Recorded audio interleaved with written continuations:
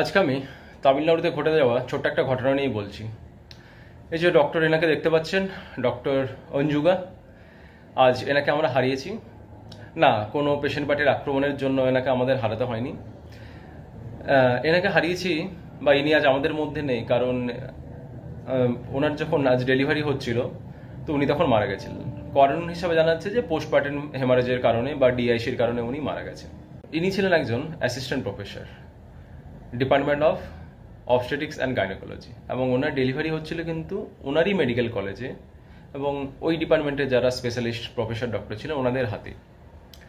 তো ওনার মৃত্যু আমার মনে হয় কয়েকটা প্রশ্ন আমাদের সামনে তুলে ধরেছে। কি সেই প্রশ্ন?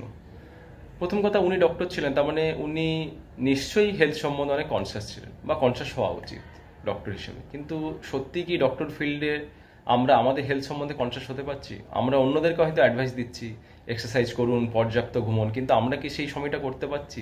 সেই সঠিক সময়ের মতো ঘুমোতে পারছি? আমরা অন্যদের অ্যাডভাইস দিচ্ছি সুগারটা বারবার চেক করুন, কিন্তু আমাদের সুগার লেভেল যে 300 পেরিয়ে যাচ্ছে সেটা কি আমরা কখনো খেয়াল করছি? হয়তো খেয়াল হচ্ছে না এই কাজের চাপে। তো সেই প্রশ্নটা কিন্তু আমাদের তুলে ধরছে। দ্বিতীয়ত, ধরে নিলাম উনি ওনার স্বাস্থ্যের কথা ঠিকঠাকভাবেই রাখছিলেন, কিন্তু এটাও তো হতে পারে যে ওনার ওয়ার্কিং লোড বা ওয়ার্কিং প্রেশার ডিপার্টমেন্টে হয়তো অনেক বেশি ছিল, সেই প্রশ্ন আমাদের তুলে ধরছে।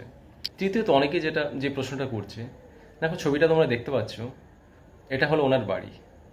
তার মানে এখনও ডক্টররা, বিশেষ করে তামিলনাড়ুতে ডক্টররা এখনও আন্ডারপেড।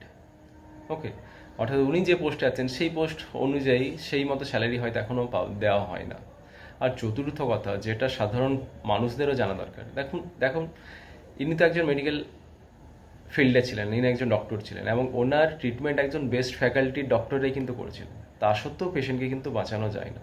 তার মানে কিছু ঘটনা এরকম ঘটে যেটা আমাদের মেনে নিতে হয়। আমরা ডাক্তাররা চাইলেও কিন্তু সবসময় সব করতে পারি না, সবসময় আমরা সব রক্ষা করতে পারি না। তো এই জিনিসটা তো আমাদের জানতে হবে।